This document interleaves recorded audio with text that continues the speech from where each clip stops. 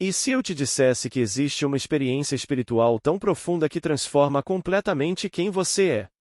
E que essa promessa já foi feita a você há milhares de anos? Neville Goddard afirmou que chega um momento em que você deixa de apenas acreditar em Deus e finalmente o vê. O próprio livro de Jó declara: Antes eu te conhecia só de ouvir falar, mas agora os meus olhos te veem. Mas o que realmente significa ver Deus? Será uma visão física? Uma experiência mística? Ou um despertar que muda para sempre sua consciência? Nesta palestra extraordinária de 1964, Neville revela um dos maiores mistérios das Escrituras, e explica por que ninguém pode fazer essa experiência por você. Assista até o final, porque as últimas revelações desta palestra podem mudar completamente a forma como você entende Deus, Jesus Cristo, a imaginação e até mesmo a sua própria existência.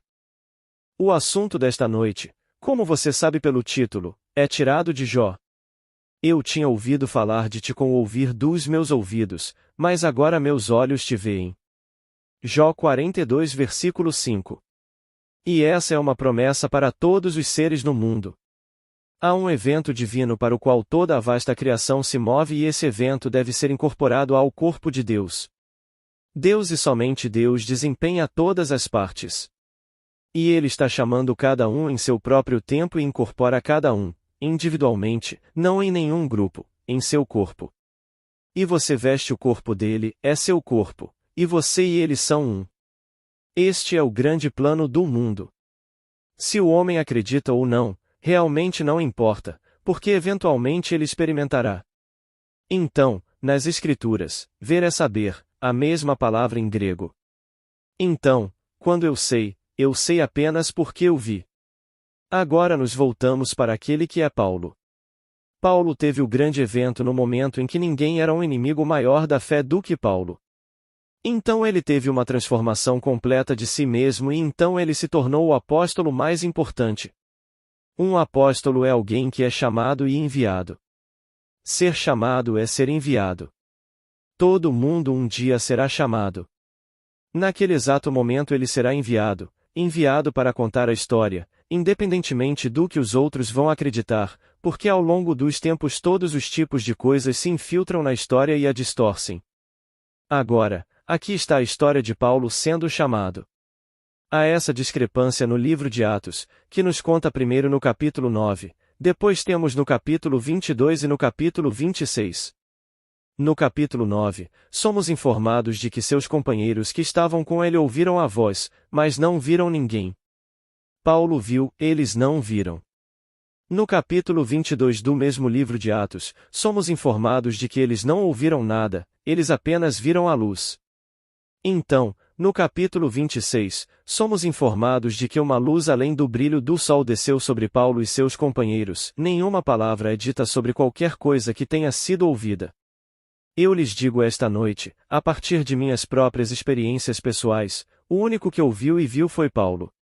É o único. Essa coisa toda é tão completamente individualizada, ninguém além daquele que está tendo a experiência realmente vê e ouve nada. Mas nossos pais ao longo dos séculos, eles tiveram que embelezar e colocar um intermediário entre Paulo e Deus. Quando lemos suas epístolas, ele primeiro afirma no livro de Gálatas: se há uma coisa que ele era completamente contra era algum intermediário entre ele e Deus.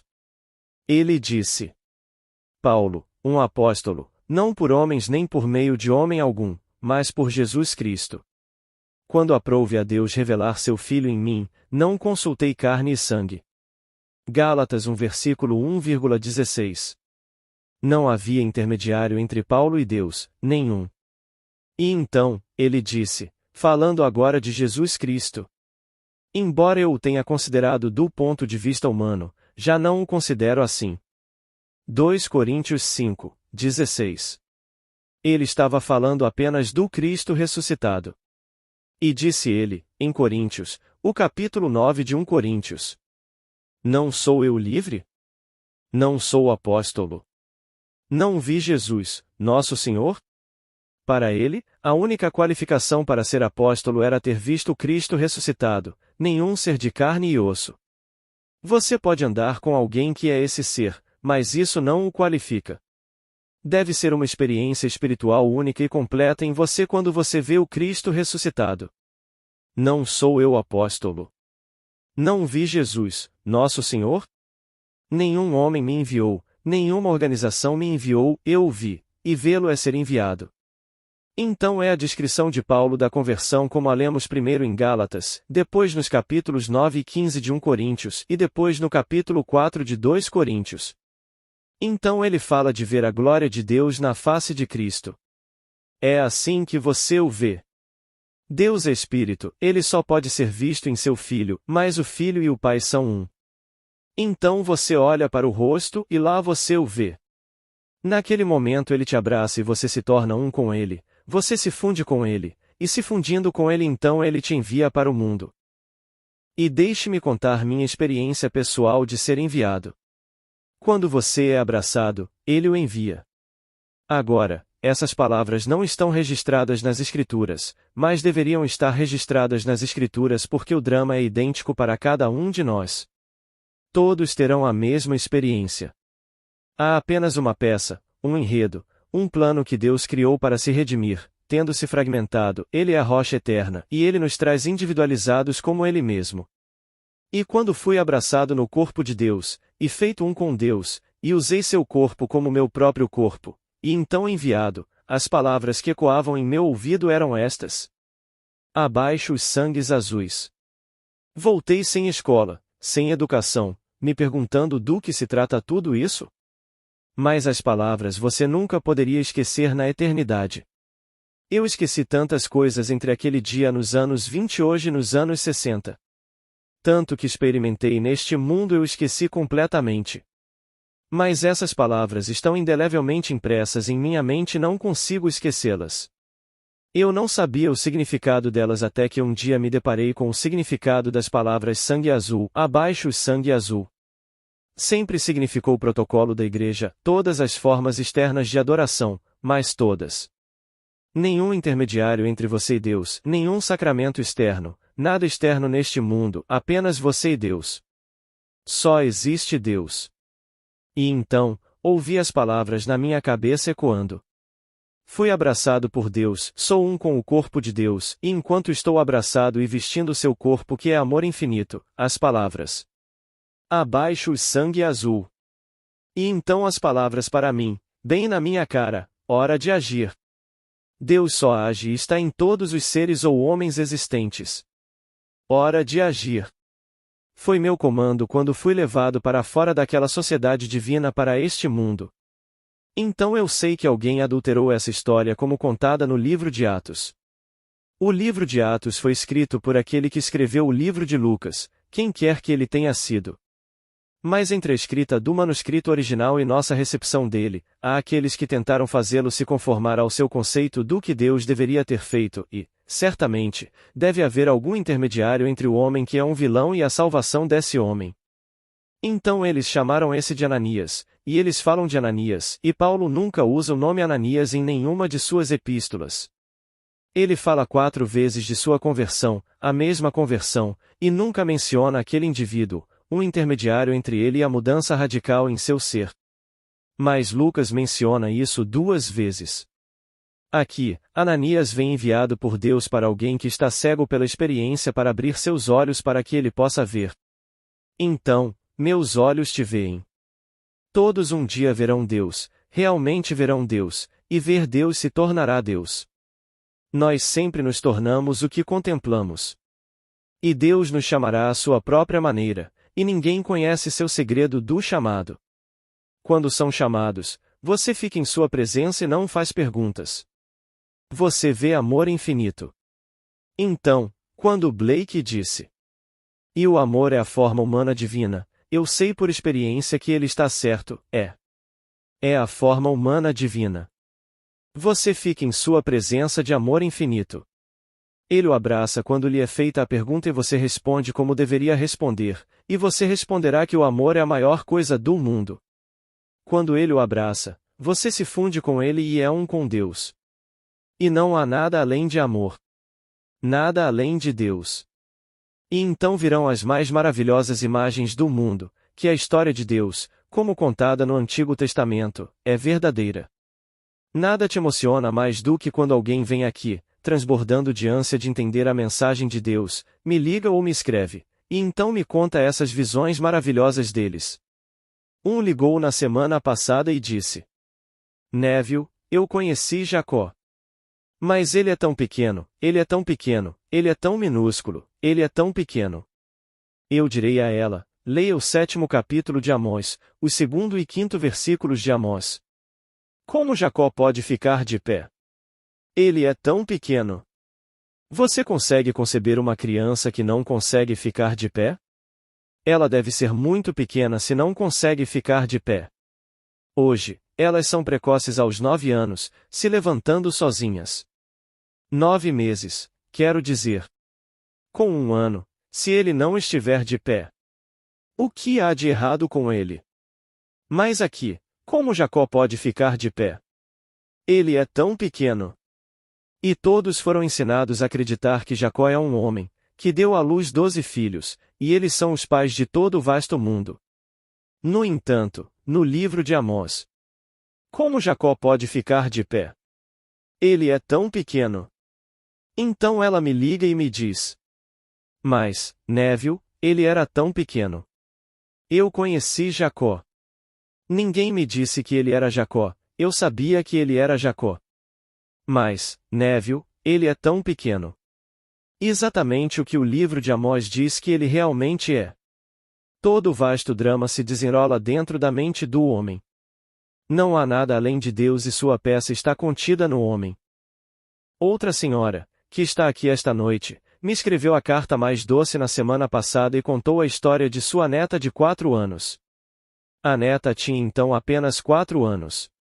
Ela disse a ela: E vovó, sonhei ontem à noite. Sonhei que fui para o céu, para o sol, e falei com o sol. E sabe de uma coisa?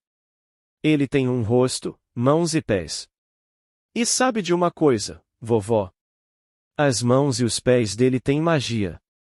E então o grande, grande oceano começou a falar e o oceano falou com o sol. Então o sol desceu para a terra.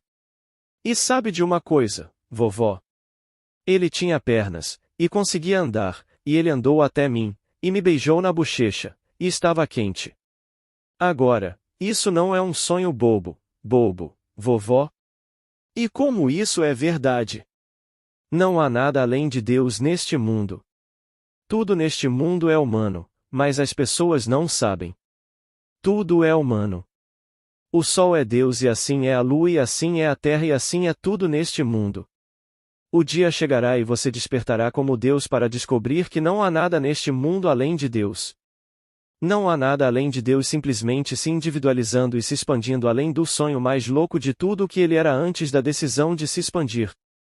Somente Deus. Nada além de Deus. Então uma iluminação cada vez maior é a presença que é Deus. Então aqui estava o sonho dessa criança. Felizmente a avó o registrou e eu o tenho em casa em sua própria palavra escrita. Quando ela for para a escola, eles dirão a ela que o Sol é esse enorme corpo quente que está gradualmente se queimando, porque milhões de chamadas bombas, bombas atômicas, estão sendo explodidas dentro dele por seu próprio poder e eventualmente ele não tem mais nada e, portanto, ele ficará frio, e nós, flutuando ao redor dele, morreremos porque ele deixará de existir. E eles não sabem que ele tem um rosto, mãos e pés, e pode descer à terra e falar com o oceano, e então caminhar até uma criança e beijá-la em sua bochecha, e o beijo foi quente. E então, em seu pequeno, sabendo que o sol está lá em cima e não é um homem, então, não é um sonho bobo, vovó? Eu lhe digo que a coisa toda é verdade. Na semana passada, uma senhora, que pode estar aqui esta noite, me deu uma revista baseada na fé. Na capa e na contracapa, 2 pensamentos adoráveis estão impressos. Na capa, somente a imaginação do homem é vasta o suficiente para conter a imensidão do espaço. Na contracapa, a imaginação do homem se manifesta nas imaginações dos homens. Agora, esta é uma revista lançada, eu acho, trimestralmente, ou talvez semestralmente, Mas, aqui, este pensamento perfeitamente maravilhoso de que somente a imaginação do homem é vasta o suficiente para conter a imensidão do espaço. Você pensa em termos do Sol, eles dizem que leva 8 minutos para a luz chegar até nós. E a coisa que viaja mais rápido no mundo, dizem os cientistas, é a luz, 180 mil milhas por segundo. E você se senta aqui, quer saiba disso, nunca ouvi essas palavras antes, e pensa no Sol, e aí está, não levou 8 minutos. Então eles dizem a você que há coisas muito além do sonho mais louco do homem que levariam anos-luz, correndo para as inumeráveis centenas e milhares, X número de milhares de anos-luz para alcançá-las. Então eles dizem a você onde elas estão, e você pensa nelas, e lá está você. Então, novamente, somente a imaginação do homem é vasta o suficiente para conter a imensidão do espaço, de modo que tudo o que você vê, embora pareça de fora, está dentro, em sua imaginação da qual este mundo de mortalidade é apenas uma sombra. Blake, Jerusalém. E chegará o dia em que você também terá todas essas experiências. Você conhecerá Jacó e ele é tão pequeno. Jacó é tão pequeno. Como ele pode ficar de pé?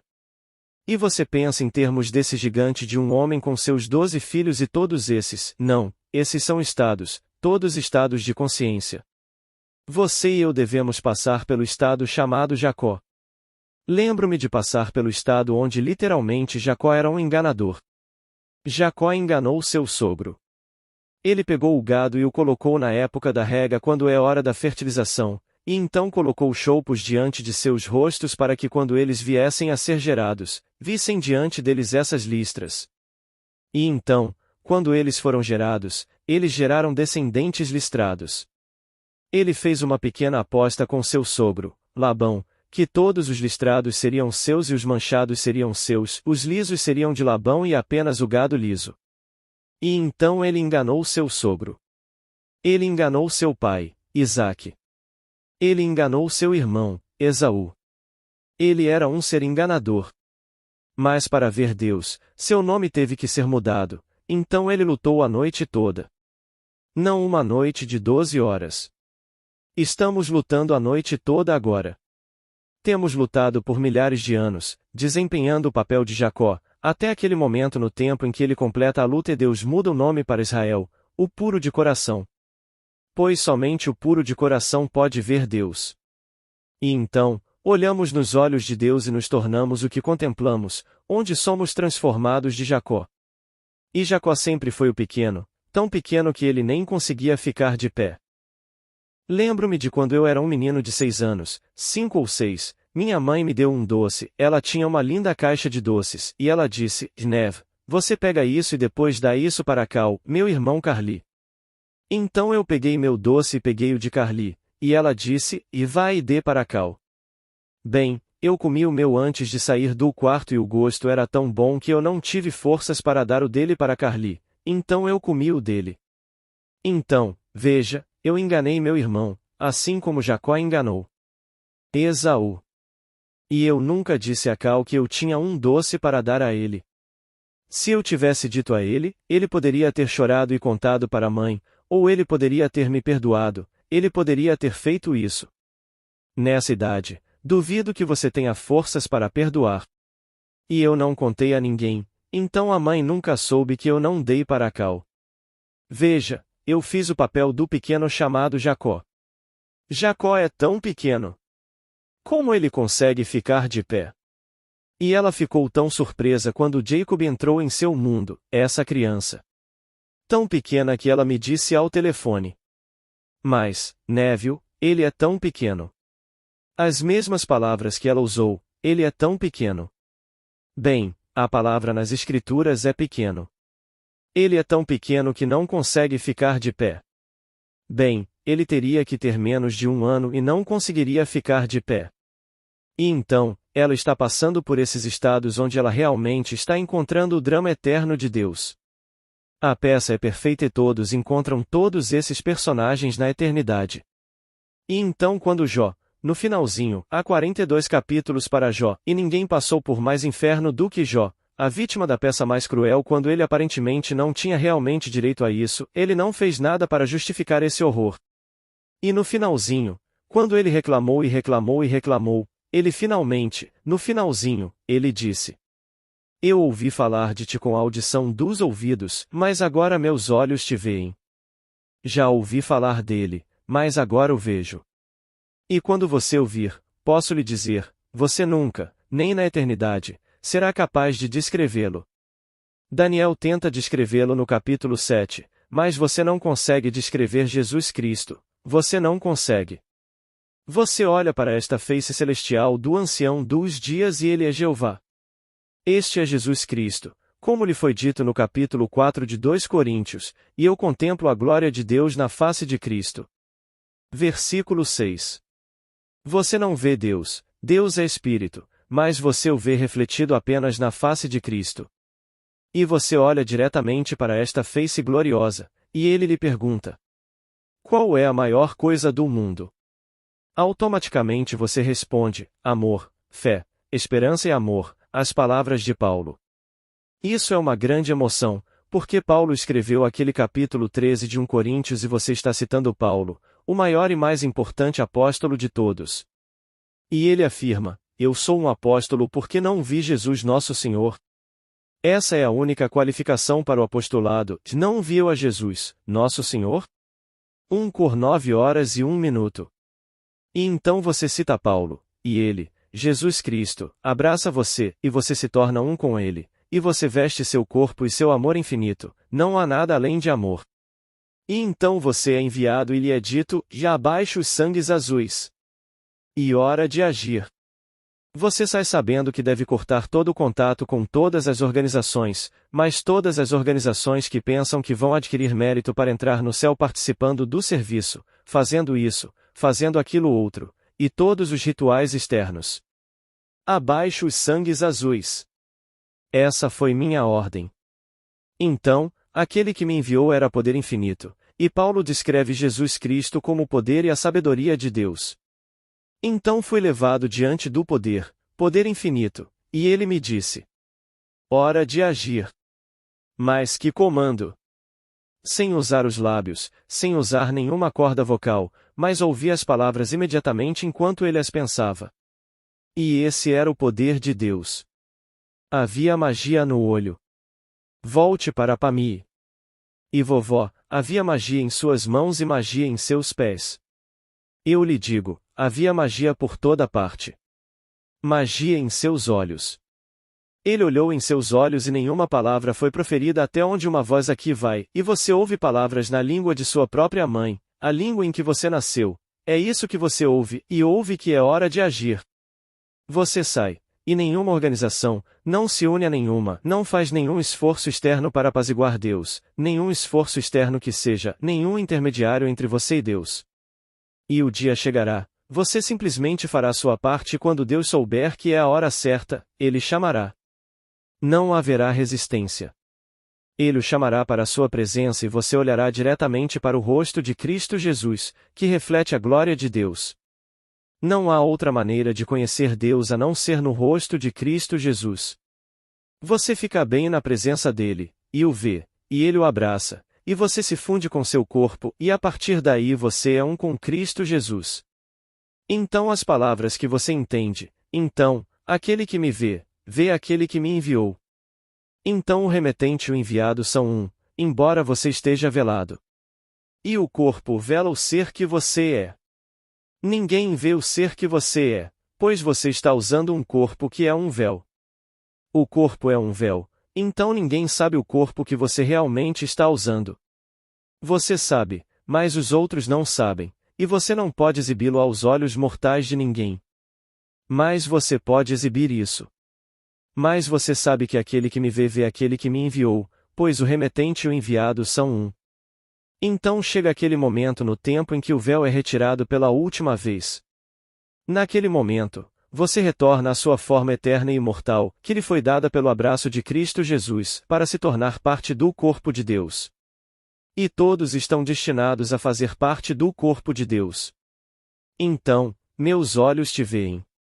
Mas neste nível, posso lhe dizer, cada palavra dele é verdadeira. E enquanto você espera pacientemente por ver, não negligencie os outros níveis do seu ser. Pois ele nos diz que tudo o que pedimos em oração crendo, receberemos. Bem, para pedir, crendo, devo me render a esse estado. Há uma grande diferença entre falar de uma coisa e me render a essa coisa. Quando me rendo a uma coisa, penso a partir dela, não penso nela.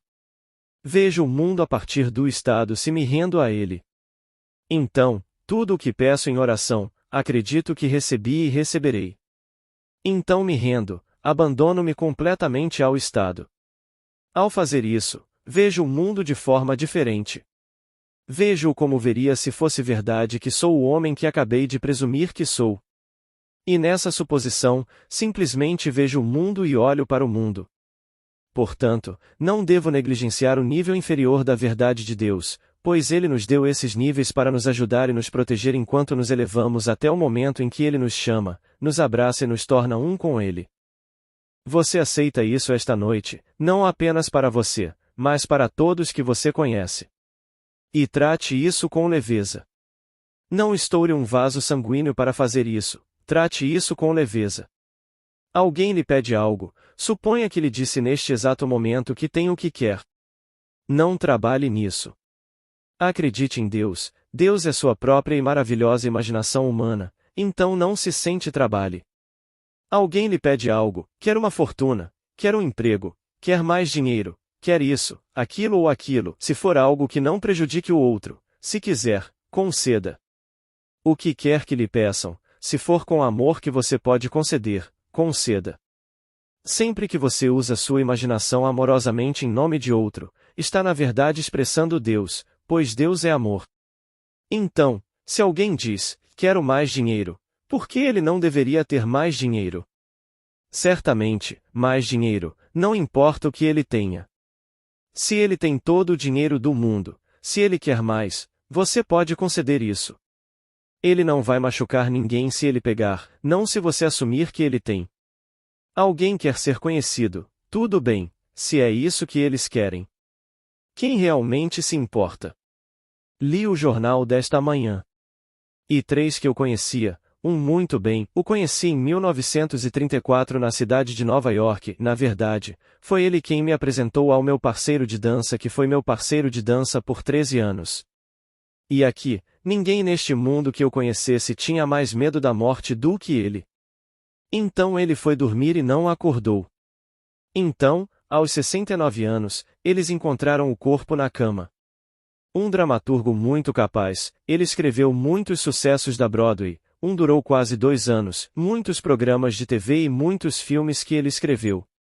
Seu nome era Eugene Conrad. Eu o conhecia como Gene Conrad e Gene me apresentou ao meu parceiro de dança, a Marina. Mas ele não acordou. Ele saiu na noite anterior com sua esposa e seus amigos, foi dormir, e Gene se foi. Gene nunca veio aqui, nunca veio a nenhuma das minhas reuniões, porque Gene conhecia o Neville físico. Ele não queria nada das experiências daquele que veste esta vestimenta. Ele conhecia o Neville físico e conhecia as limitações daquele corpo físico, todas as suas fraquezas, e então ele não queria fazer parte disso. Esta é a história eterna como contada nas Escrituras. Nós o conhecemos, conhecemos seus pais, conhecemos seus irmãos, conhecemos suas irmãs, e ainda assim quando o Messias vier ninguém saberá de onde ele veio. Bem, Gene não queria fazer parte disso, porque ele queria acreditar em algum ser milagroso do lado de fora de si mesmo.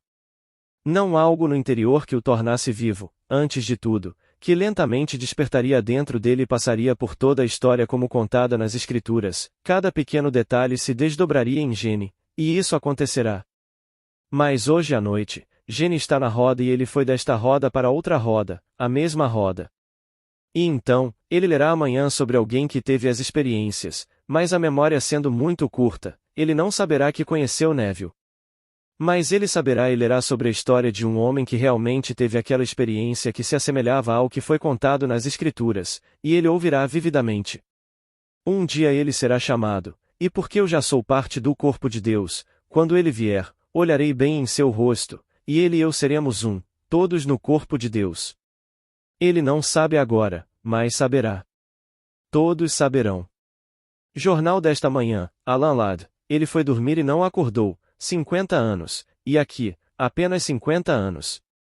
Ele fez 100 fotos, e ele estava interessado nisso? Eu não acho que ele estava interessado nisso.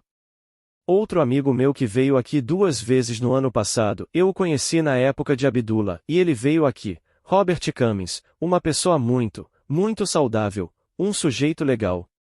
Mas Bob não vem porque isso não é sua praia. É algo um pouco fora do que ele esperaria. Mas Bob e eu nos conhecemos bem em Nova York anos atrás. Ele é meu mais novo, mas não muitos anos, eu lhe asseguro, apesar de seu agente de imprensa. Eu farei 59 em questão de dias e Bob não pode ter menos de 58, apesar do que os outros lhe dirão. Mas nessa idade você pensaria que a razão lhe diria que você está caminhando em direção ao inevitável e por que não ouvir a história como ela foi revelada por um? Embora você conheça essa vestimenta, ouça o que realmente está falando através dela. Pois o que eu digo a vocês é verdade. Não estou inventando, não estou compondo, a coisa toda aconteceu comigo. Tudo o que foi dito sobre Jesus Cristo, como nos foi dito nas Escrituras, eu experimentei. É por isso que quando leio as inconsistências que contei a vocês esta noite, posso falar sobre essas inconsistências.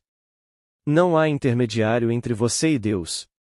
Então, quando o livro de Atos traz 3, eu sei que alguém adulterou o roteiro, porque nas cartas do próprio Paulo, suas epístolas, ele não menciona um intermediário entre ele e Deus. Sua primeira carta, que é Gálatas, ele vai direto ao ponto e diz: o evangelho que prego não é evangelho de homem. Não me foi ensinado, nem o recebi de homem algum, mas o recebi por revelação de Jesus Cristo. Gálatas 1 versículo 11. E uma revelação para Paulo era Deus em um ato de autorrevelação. Ele se revela, e é assim que você o vê. À medida que ele se revela, você se torna a coisa que se revela diante de você.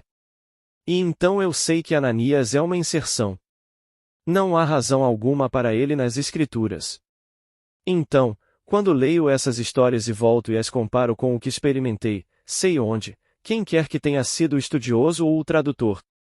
Porque, afinal, naquela época eles não usavam óculos como nós usamos para ajudar a visão, e você podia pegar uma pequena letra e mudar o significado de uma palavra. Pois esses escribas estavam simplesmente trabalhando sem luz elétrica, sem essa ajuda, sem óculos, e eram simplesmente escribas transcrevendo, colocando de uma parte para outra o que pensavam ter visto. Eles poderiam ter feito isso involuntariamente.